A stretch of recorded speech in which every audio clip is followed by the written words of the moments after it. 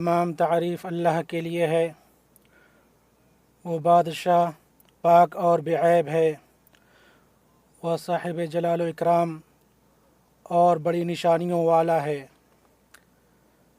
ہر چیز پر پوری قدرت رکھنے والا ہے۔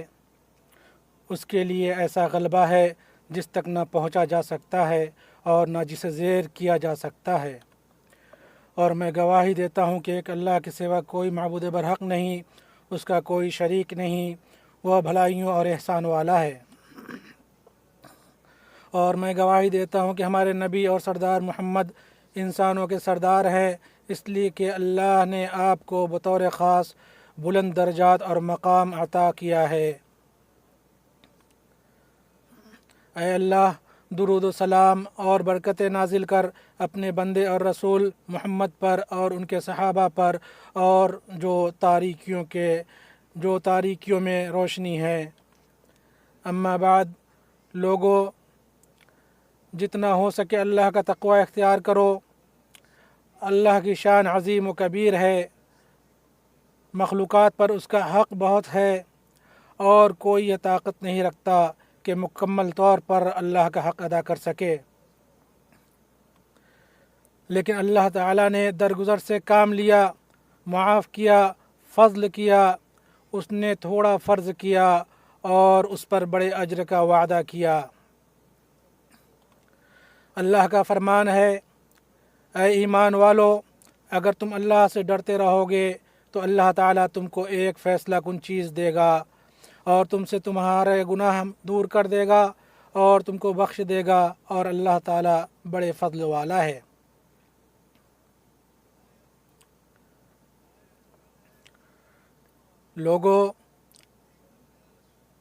اے لوگو، اسراء اللہ کی عظیم نشانیوں میں سے ایک ہے، اور معراج اسراء سے بھی بڑی نشانی ہے، جس سے اللہ تعالیٰ نے اپنے خلیل محمد صلی اللہ علیہ وسلم کو مشرف کیا۔ اس کے ذریعے اللہ نے ان کی تمام فکر مندیوں اور غموں کو دھویا۔ اس اسراء کے ذریعے اللہ نے آپ صلی اللہ علیہ وسلم سے اللہ کی طرف دعوت دینے کی راہ کی ساری سختیاں، پریشانیاں، مصیبتیں اور شدید اذیت کی ساری قسمیں بھلا دیں، جنہیں اٹھانے کی طاقت مضبوط پہاڑوں کو بھی نہیں۔ اسراء سے پہلے سخت زمانے میں اور اس واقعے سے قریب وقت میں خیر البشر صلی اللہ علیہ وسلم پر پے در پے غموں کا پہاڑ ٹوٹتا رہا، آپ کا مذاق اڑایا گیا، آپ کو ذلیل کرنے کی کوشش کی گئی۔ خدیجہ رضی اللہ تعالی عنہ کا انتقال ہو گیا، جو آپ کے لیے سکون کا ذریعہ تھی، سچی مددگار تھیں، جو صبر دلاتی تھیں، زندگی کی مشقت آمیز ذمہ داریوں میں مدد کرتی تھیں اور اپنے مال سے دلاسا دلاتی تھیں۔ اور اسی سال چچا ابو طالب بھی فوت ہو گئے، جو آپ کی مدد کیا کرتے تھے اور ہر ظالم، حاسد اور شریر سے آپ کی حفاظت کیا کرتے تھے جو آپ کو اذیت پہنچانا چاہتا تھا۔ آپ صلی اللہ علیہ وسلم نے حج کے موسموں میں قبیلوں سے نصرت طلب کی، اخیر میں قبیلہ ثقیف سے نصرت طلب کی، لیکن انہوں نے بے وقوفوں کو آپ کے خلاف ورغلا دیا۔ وہ اوباش آپ کو پتھروں سے مار رہے تھے، یہاں تک کہ آپ کے قدم لہو لہان ہو گئے۔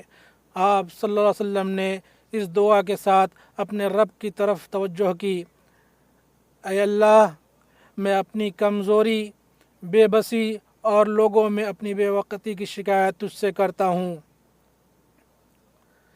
اے سب سے زیادہ رحم کرنے والے، تو کمزوروں کا رب ہے اور تو ہی میرا رب ہے۔ تو مجھے کس کے حوالے کرتا ہے؟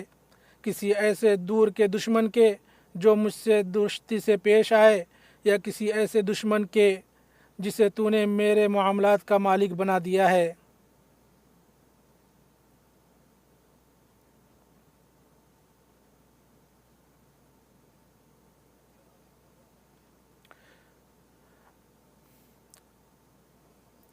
اگر تو مجھ سے ناراض نہیں ہے تو مجھے کسی چیز کی پرواہ نہیں، لیکن تیری عافیت میرے لیے زیادہ کشادہ ہے۔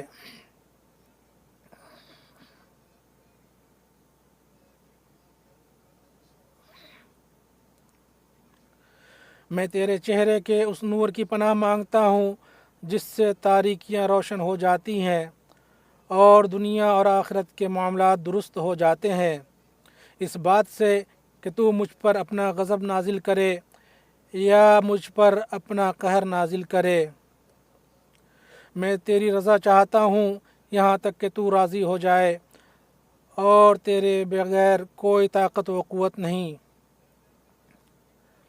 طائف کے بعد پہاڑوں کے فرشتے نے آپ صلی اللہ علیہ وسلم کو آواز دی کہ آپ صلی اللہ علیہ وسلم حکم کریں تو مکہ کو دونوں پہاڑیوں کے بیچ پیس دیا جائے، تو آپ صلی اللہ علیہ وسلم نے فرمایا، مجھے امید ہے کہ ان کی نسلوں میں ایسے لوگ ہوں گے جو اللہ کی عبادت کریں گے، یہی بردباری، یقین، صبر اور رحمت ہے۔ آپ صلی اللہ علیہ وسلم مکہ ایک مشرک آدمی کے امان میں ہی لوٹے۔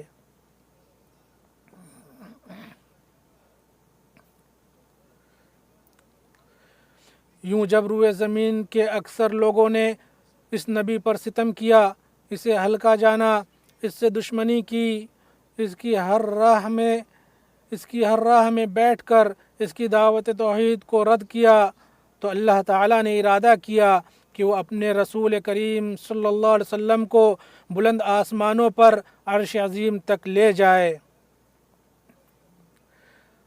تاکہ ان کا مقام بلند کرے، اس کے ذریعے انہیں عزت دے، اور یہ اس کے رسول کے لیے کافروں کی ستم رانیوں کے مقابلے میں دلاسا اور ڈھارس ہو، اور تاکہ اس دین کی تیاری ہو جو اسراء کے بعد ہوگا کہ تمام جگہوں پر اسے کھلی مدد ملے گی جس سے وہ تمام شرک پر غالب آ جائے گا۔ اللہ کا فرمان ہے، اسی نے اپنے رسول کو ہدایت اور سچے دین کے ساتھ بھیجا کہ اسے اور تمام مذہبوں پر غالب کر دے، اگرچہ مشرک برا مانے۔ اللہ سبحانہ و تعالیٰ کا اپنے رسول کو آسمانوں پر اٹھانے کا مطلب ہے اسلام کی دائمی سربلندی، کہ اسلام غالب ہے، اس پر کوئی غالب نہیں ہو سکتا۔ جیسے اللہ کے رسول صلی اللہ علیہ وسلم اس سطح تک پہنچے جہاں تک آپ صلی اللہ علیہ وسلم سے پہلے کوئی رسول نہ پہنچ سکا۔ چنانچہ خوشخبری ہے اس کے لیے جس نے آپ صلی اللہ علیہ وسلم کی مدد کی، اور خرابی ہے اس کے لیے جس نے آپ سے دشمنی کی اور آپ کا ساتھ چھوڑا۔ اللہ کا فرمان ہے، اس نے کافروں کی بات پست کر دی، اور بلند و عزیز تو اللہ کا کلمہ ہی ہے، اللہ غالب حکمت والا ہے۔ لوگو، اللہ تعالیٰ نے سورہ اسراء کا آغاز اپنے اس قول سے کیا ہے، پاک ہے وہ اللہ جو اپنے بندے کو رات میں مسجد حرام سے مسجد اقصیٰ تک لے گیا، جس کے آس پاس ہم نے برکت دے رکھی ہے، اس لیے کہ ہم اسے اپنی قدرت کے بعض نمونے دکھائیں، یقیناً اللہ ہی خوب سننے دیکھنے والا ہے۔ اور رب العالمین جب یہ ارادہ کرتا ہے کہ ہر طرح کی آلائشوں سے اپنے نفس کی پاکی بیان کرے، اس کی تقدیس کرے، اور جلال و کمال، کبریا و عظمت اور کمال قدرت کے اوصاف سے اپنی تعریف کرے، تو اللہ تعالیٰ اپنے نفس کی تسبیح سے آغاز کرتا ہے، جیسے اللہ کا فرمان ہے، پس پاک ہے وہ اللہ جس کے ہاتھ میں ہر چیز کی بادشاہت ہے اور جس کی طرف تم سب لوٹائے جاؤ گے، اور جیسے اللہ کا فرمان ہے، پاک ہے آپ کا رب جو بہت بڑی عزت والا ہے ہر اس چیز سے جو مشرک بیان کرتے ہیں۔ اور جب اللہ تعالیٰ مشرکوں اور ملحدوں کے اقوال سے اپنی پاکی بیان کرنا چاہتا ہے جن سے اللہ پاک، بری، برتر اور بالا ہے، تو اپنے نفس کی تسبیح سے اس کی شروعات کرتا ہے۔ جیسے اللہ کا یہ قول ہے، یہ کہتے ہیں کہ اللہ تعالیٰ کی اولاد ہے، نہیں بلکہ وہ اللہ پاک ہے۔ اور اللہ کا فرمان ہے، کیا اللہ کے سوا ان کا کوئی معبود ہے؟ ہرگز نہیں، اللہ تعالیٰ ان کے شرک سے پاک ہے۔ اور جب اللہ تعالیٰ چاہتا ہے کہ اپنے انوکھے افعال، عظیم آیات، انوکھی صنعت اور اپنی مخلوقات کے ذریعے تذکیر و نصیحت کرے تو وہ اپنے نفس کی تسبیح سے شروعات کرتا ہے، جیسے اللہ تعالیٰ کا یہ فرمان کہ وہ پاک ذات ہے جس نے ہر چیز کے جوڑے پیدا کیے، خواہ وہ زمین کی اگائی ہوئی چیزیں ہوں، خواہ خود ان کے نفوس ہوں، خواہ وہ چیزیں ہوں جنہیں یہ جانتے بھی نہیں۔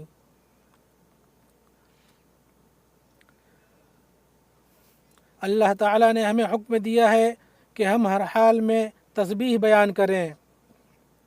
اللہ نے فرمایا رات کے مختلف وقتوں میں بھی اور دن کے حصوں میں بھی تسبیح کرتا رہ، بہت ممکن ہے کہ تو راضی ہو جائے۔ اور اس آیت کی ایک قرائت سے راضی کرنے کا معنی بھی معلوم ہوتا ہے۔ اہل جنت کی نعمتوں کے اسباب میں سے سدا تسبیح پڑھنا ہے۔ اللہ تعالیٰ نے اہل جنت کے بارے میں فرمایا اس میں ان کی پکار ہوگی سبحانک اللہم، اور حدیث میں ہے اہل جنت کو اسی طرح تسبیح الہام کی جاتی ہے جس طرح سانسیں۔ اسے امام مسلم نے جابر رضی اللہ عنہ سے روایت کیا ہے۔ اس طرح اللہ تعالیٰ کے انوکھے کاموں اور اس کی عظیم نشانیوں میں سے ہے جو اللہ تعالیٰ کی اس بات سے تنزیہ و تقدیس اور پاکی کو واجب کرتی ہے کہ اس کے مشابہ کوئی ہو، یا اس کی ذات میں یا صفات میں یا افعال میں اس کے جیسا کوئی ہو۔ کوئی زمانہ اللہ کی قدرت سے نہیں نکلتا اور نہ کوئی مسافت اللہ کی پکڑ سے باہر ہے، اور کوئی مکان نہیں ہے مگر وہ اللہ کی ملکیت اور اس کے قبضے میں ہے، اور وہ اللہ پاک ہی پکڑنے والا، پھیلانے والا اور قدرت رکھنے والا ہے۔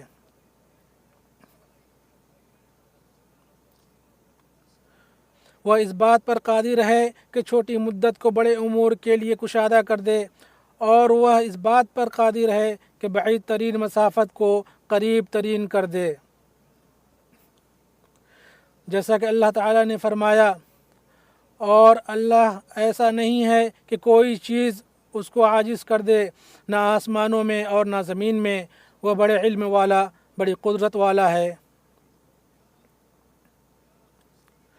اور اسراء کی رات میں سید البشر صلی اللہ علیہ وسلم کا اعزاز کے طور پر شق صدر کیا گیا، جس نے آپ کی عقل، نفس، دل اور روح میں مزید کمال پیدا کیا، اور آپ کی کمال فطرت میں نور، بدن میں قوت اور ایمان میں یقین پیدا کیا۔ انس بن مالک رضی اللہ عنہ سے روایت ہے کہ اللہ کے نبی صلی اللہ علیہ وسلم نے اسراء کی رات کے بارے میں انہیں بتایا تو فرمایا میں حتیم میں لیٹا ہوا تھا کہ میرے پاس ایک آنے والا آیا، اس نے گلے سے ناف تک کا حصہ شق کیا، پھر میرے دل کو نکالا، پھر سونے کا ایک تشت لایا گیا جو ایمان سے بھرا ہوا تھا، اس سے میرا دل دھل کے بھر دیا گیا، پھر واپس لوٹا دیا گیا۔ اسے بخاری اور مسلم نے روایت کیا ہے۔ اور انس رضی اللہ عنہ سے شریک کی روایت ہے جس رات اللہ کے نبی صلی اللہ علیہ وسلم مکہ سے مسجد اقصیٰ لے جائے گئے، 3 فرشتوں نے آپ کو اٹھایا، زمزم کے کنویں کے پاس رکھا، پھر جبریل علیہ السلام نے ذمہ داری سنبھال لی، آپ کے گلے سے لے کر ناف تک شق کیا، یہاں تک کہ سینے اور پیٹ سے خالی ہو گیا، اور اسے آب زمزم سے اپنے ہاتھ سے دھویا یہاں تک کہ پیٹ صاف ہو گیا، پھر سونے کا ایک تشت لایا گیا جو ایمان و حکمت سے بھرا ہوا تھا، اس سے ان کے سینوں کو بھر دیا گیا اور گلے کی رگوں کو ایمان سے بھر دیا گیا، پھر اسے بند کر دیا گیا۔ اسے بخاری اور مسلم نے روایت کیا ہے۔ شق صدر کا یہ الہی عمل کمال کا تھا، اس میں آپ صلی اللہ علیہ وسلم جو کمال بشری کے آخری بلندی پر ہیں ان کو کوئی تکلیف نہیں پہنچی تاکہ آپ صلی اللہ علیہ وسلم تیار ہوں اور اللہ کی قربت اور اس سے ہم کلامی میں اللہ کی جانب سے پاک ہوں، اور تاکہ ملائے اعلیٰ آپ کا افضل ترین رسول کی طرح استقبال کریں، اور تاکہ آپ قیامت کے دن شفاعت عظمیٰ سے مخصوص ہوں۔ اس وقت جب اللہ تعالی بندوں کے درمیان فیصلہ کرے گا۔ شق صدر کا یہ باکمال الہی عمل اسی طرح تھا جیسے بچپن میں آپ صلی اللہ علیہ وسلم کا سینہ بغیر کسی درد کے چاک کیا گیا۔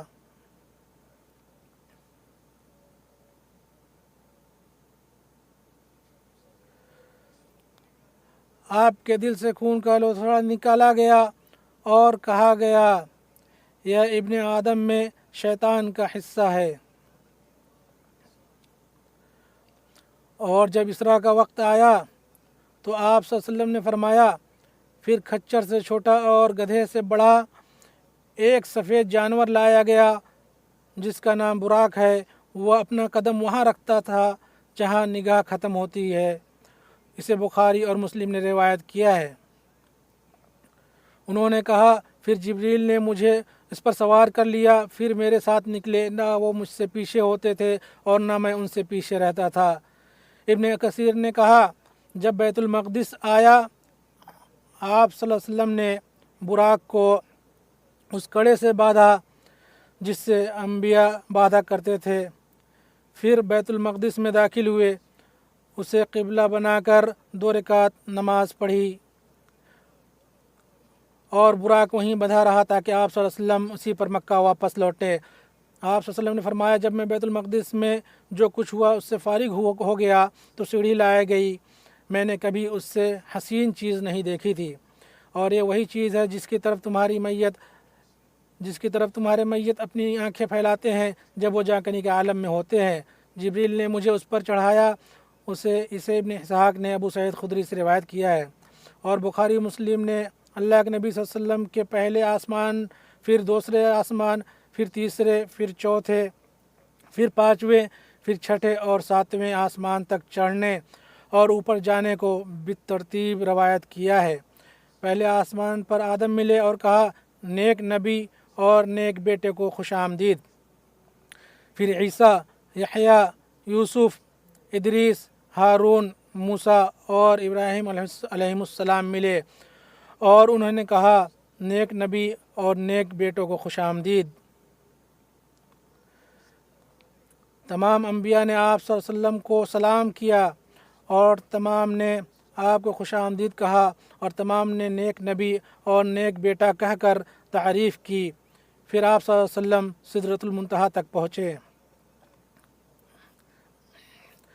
ابن کثیر کہتے ہیں سدرۃ المنتہا کو بڑے بڑے امور اور بہت سے خیرہ کن رنگوں سے ڈھانپ دیا گیا تھا۔ فرشتے اس پر اس کثرت سے تھے جیسے درخت پر بہت سے کوے، اور اسے سونے کے پروانوں نے اور اللہ کے نور نے اس طرح سے ڈھانپا ہوا تھا کہ کوئی مخلوق اس کا وصف بیان نہیں کر سکتی۔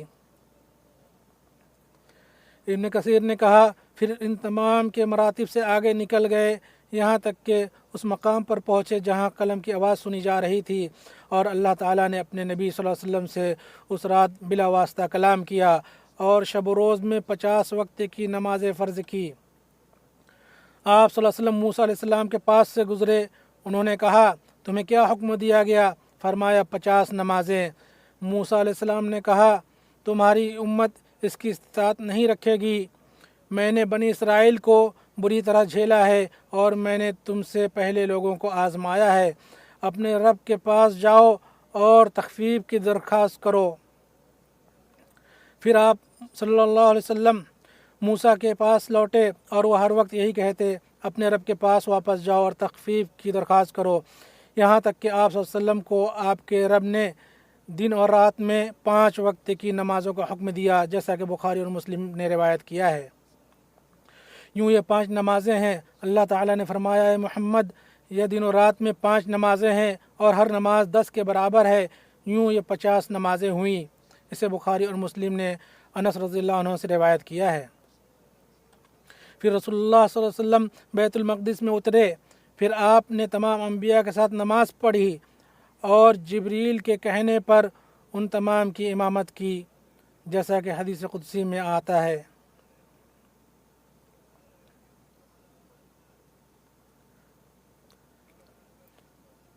اور یہ اس بات پر دلالت کرتا ہے کہ آپ صلی اللہ علیہ وسلم کی شریعت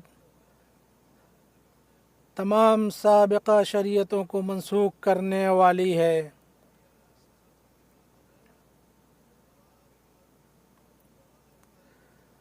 اور آپ صلی اللہ علیہ وسلم نے اللہ تعالیٰ کی قدرت اور نشانیوں میں سے وہ دیکھا جو نبیوں میں سے بھی کسی نے نہیں دیکھا۔ پھر براق پر سوار ہوئے اور مکہ آئے، اور اللہ نے جو عزت بخشی وہ لوگوں سے بیان کیا۔ ایمان والوں نے تصدیق کی اور ان کا ایمان مزید بڑھ گیا، اور جھٹلانے والوں نے جھٹلایا۔ اور اللہ کے نبی صلی اللہ علیہ وسلم نے اسراء پر دلائل و براہین قائم کیے، بائیں طور کہ آپ صلی اللہ علیہ وسلم نے باریک تفصیلوں کے ساتھ ان کے سامنے بیت المقدس کا نقشہ کھینچا، جبکہ آپ صلی اللہ علیہ وسلم نے بیت المقدس کو پہلے نہیں دیکھا تھا۔ جابر رضی اللہ تعالیٰ عنہ سے روایت ہے، انہوں نے کہا رسول اللہ صلی اللہ علیہ وسلم نے فرمایا، جب قریش نے مجھے جھٹلایا میں حتیم میں کھڑا ہوا، اللہ تعالیٰ نے میرے لیے بیت المقدس کو اجاگر کر دیا۔ میں انہیں اس کی نشانیوں کے بارے میں بتلانے لگا جبکہ میں بیت المقدس کو دیکھ رہا تھا۔ اسے بخاری اور مسلم نے روایت کیا ہے۔ وہاں کچھ لوگ ایسے تھے جو اس شہر کا سفر کیے ہوئے تھے اور مسجد دیکھ رکھی تھی۔ جھٹلانے والوں نے کہا جہاں تک نقشہ کھینچنے کی بات ہے تو اللہ کی قسم اس نے صحیح بیان کیا ہے۔ اور آپ صلی اللہ علیہ وسلم کی سچائی کی نشانیوں میں سے یہ تھا کہ آپ صلی اللہ علیہ وسلم نے فرمایا، ہم بنی فلاں کے قافلے سے گزرے فلاں وادی میں، ان کا قافلہ ان سے بکھر گیا، میں نے ان کی رہنمائی کی جبکہ میں شام کی طرف متوجہ تھا۔ پھر میں آیا یہاں تک کہ جب میں ضجنان پہاڑ کے پاس آیا جو مکہ کے قریب ہے تو میں نے بنی فلاں کا قافلہ دیکھا، وہ لوگ سو رہے تھے۔ ان کے پاس ایک برتن تھا جس میں پانی تھا اور انہوں نے اسے ڈھک رکھا تھا۔ میں نے اس کا ڈھکن کھولا، اس میں موجود پانی سے پیا اور پھر اسے ویسے ہی ڈھک دیا۔ اور اس کی نشانی یہ ہے کہ ان کا قافلہ اب لوٹ رہا ہے، یعنی تنعیم کی سفید گھاٹی سے آ رہا ہے۔ ان کے آگے آگے بھورے رنگ کا اونٹ ہے، اس پر اناج کے 2 تھیلے ہیں، ایک کالا اور ایک چتکبرا۔ قافلہ سورج کے طلوع ہونے کے ساتھ نمودار ہوگا۔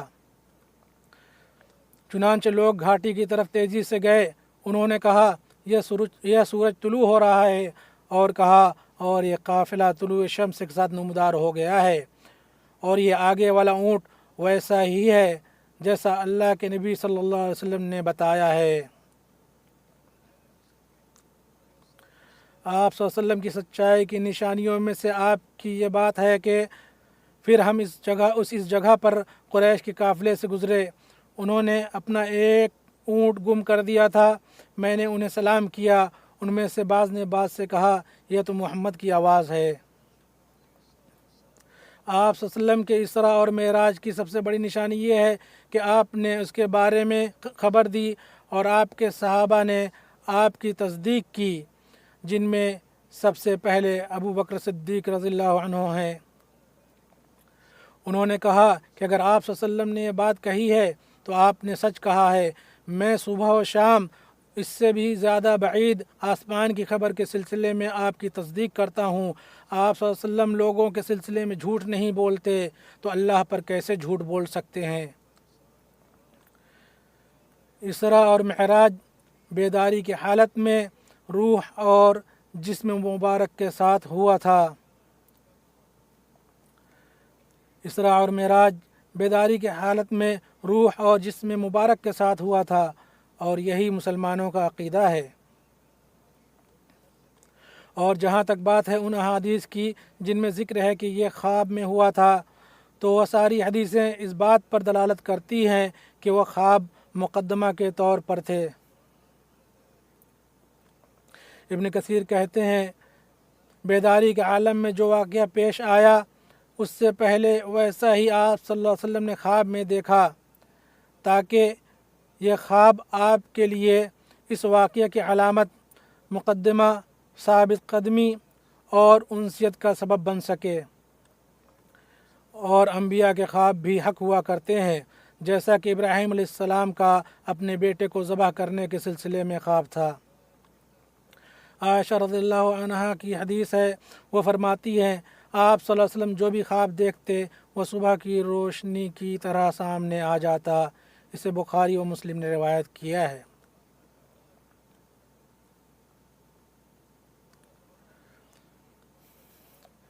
معراج میں آپ صلی اللہ علیہ وسلم نے اللہ کی ایسی بڑی بڑی نشانیوں کا مشاہدہ کیا جس سے آپ فضیلت میں رسولوں پر فائق ہو گئے، اور آسمان کو بھی آپ کے قدم مبارک سے ایسے ہی شرف حاصل ہوا جس طرح زمین کو۔ ایک آسمان سے دوسرے آسمان پر چڑھتے ہوئے مقرب فرشتوں اور معظم رسولوں نے آپ کو الوداع کہا۔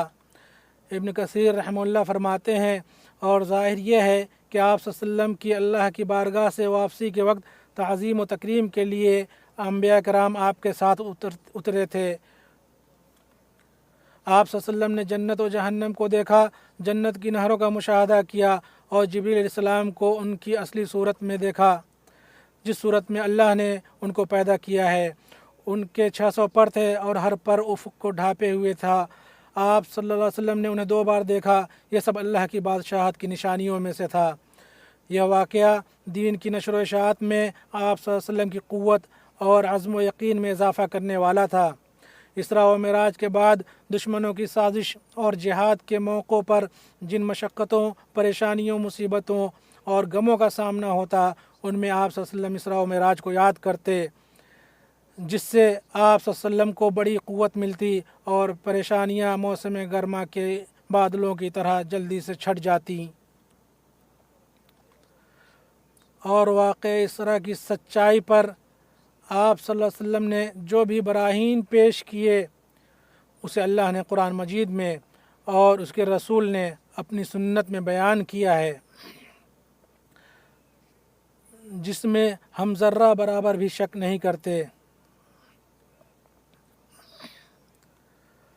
ہمارا یقین ہمارے رسول صلی اللہ علیہ وسلم کی اس بصارت پر جس کے بارے میں اللہ نے فرمایا ہے، نہ تو نگاہ بھٹکی اور نہ ہی حد سے بڑھی، ہماری خود کی نگاہوں پر یقین سے کہیں بڑھ کر ہے، کیونکہ ہماری نگاہیں دھوکہ کھا سکتی ہیں، اور ہمارا اعتماد ہمارے رسول کے دل پر ہمارے خود کے دلوں پر اعتماد سے کہیں عظیم ہے۔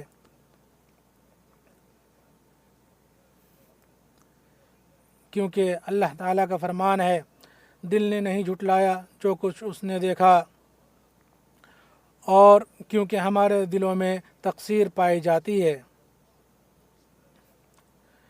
بسم اللہ الرحمن الرحیم۔ اللہ تعالیٰ نے فرمایا، پھر اس نے اللہ کے بندے کے دل میں القاء کیا جو کچھ القاء کیا، دل نے جھوٹ نہیں کہا تھا جو کچھ دیکھا تھا، پھر جو کچھ اس نے دیکھا تم اس میں جھگڑتے ہو، اور اس نے اس کو ایک بار اور بھی دیکھا سدرۃ المنتہا کے پاس، جس کے پاس جنت الماوا ہے، جبکہ اس سدرہ پر چھا رہا تھا جو کچھ چھا رہا تھا، یعنی نور۔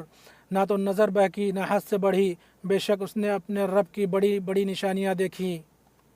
اللہ مجھے اور آپ کو قرآن عظیم میں برکت عطا فرمائے اور ہمیں سید المرسلین کے طریقے سے فائدہ پہنچائے۔ میں یہ بات کہتا ہوں اور اپنے لیے، آپ کے لیے اور تمام مسلمانوں کے لیے اللہ سے مغفرت طلب کرتا ہوں۔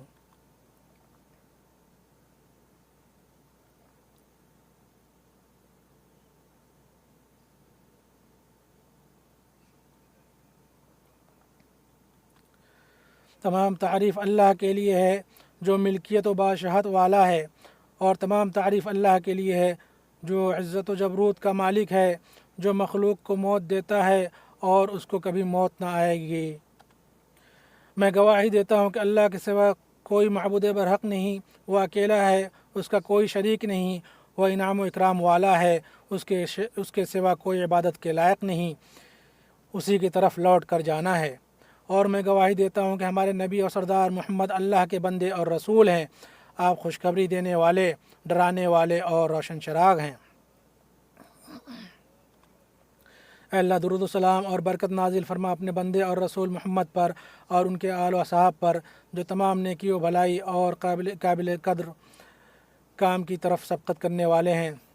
اما بعد، اللہ کے بندوں، اللہ کے پسندیدہ کاموں کی طرف جلدی کر کے اور اس کے حرام کردہ کاموں کو چھوڑ کر اس کا تقوی اختیار کرو، تمہیں اللہ کی خوشخبری اور جنتوں سے سرفرازی ملے گی، اور حسرت و افسوس، ذلت و رسوائی اور عذاب سے نجات ملے گی۔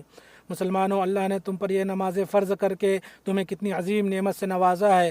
اگر یہ نمازیں ہلاک ہونے والی امتوں پر فرض کی جاتی اور وہ انہیں قائم کرتے تو ہلاکت اور بربادی سے دوچار نہ ہوتے۔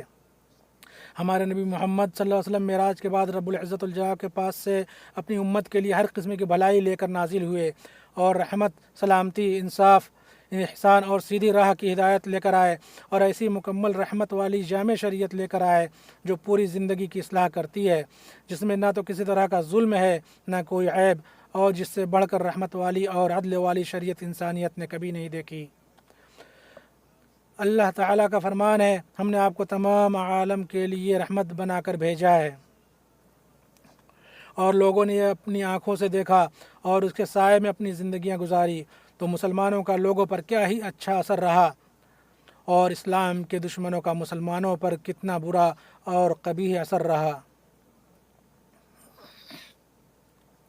اللہ تعالیٰ کا فرمان ہے، تم بہترین امت ہو جو لوگوں کے لیے نکالی گئی ہے، تم بھلائی کا حکم دیتے ہو اور برائی سے روکتے ہو اور اللہ پر ایمان رکھتے ہو، اور اگر اہل کتاب ایمان لاتے تو ان کے لیے بہتر ہوتا، ان میں سے کچھ مومن ہیں اور ان کے اکثر فاسق ہیں۔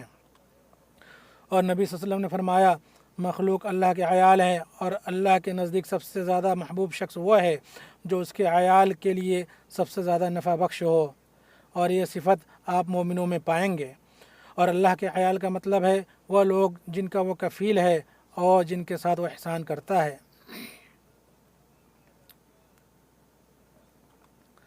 اے مسلمانوں، کیا تم جانتے ہو کہ معراج سے واپس آنے کے بعد رسول اللہ صلی اللہ علیہ وسلم کی ثابت قدمی کا کیا حال تھا؟ امام ابن کثیر رحمہ اللہ فرماتے ہیں، اور آپ صلی اللہ علیہ وسلم مکہ واپس آ گئے اور مکہ میں صبح کی، اور آپ صلی اللہ علیہ وسلم انتہائی ثابت قدمی، سکون اور وقار کی حالت میں تھے۔ اس رات آپ صلی اللہ علیہ وسلم جو نشانیاں اور چیزیں دیکھی تھیں، اگر کوئی دوسرا انہیں یا ان کا کچھ حصہ دیکھ لیتا تو صبح حیران ہوتا یا عقل کھو بیٹھتا، لیکن آپ نے سکون کی حالت میں صبح کی۔ سو پاک ہے وہ ذات جس نے خاص طور پر آپ صلی اللہ علیہ وسلم کو یہ انسانی کمال عطا فرمایا۔ اللہ کے بندو، بے شک اللہ اور اس کے فرشتے نبی پر درود بھیجتے ہیں، اے ایمان والو تم بھی ان پر درود اور خوب سلام بھیجا کرو۔ اے اللہ محمد پر اور ان کی آل اور اولاد پر رحمت نازل فرما، جیسا کہ تو نے ابراہیم پر اور ان کی آل پر رحمت نازل کی، بے شک تو ہی قابل تعریف بزرگی والا ہے۔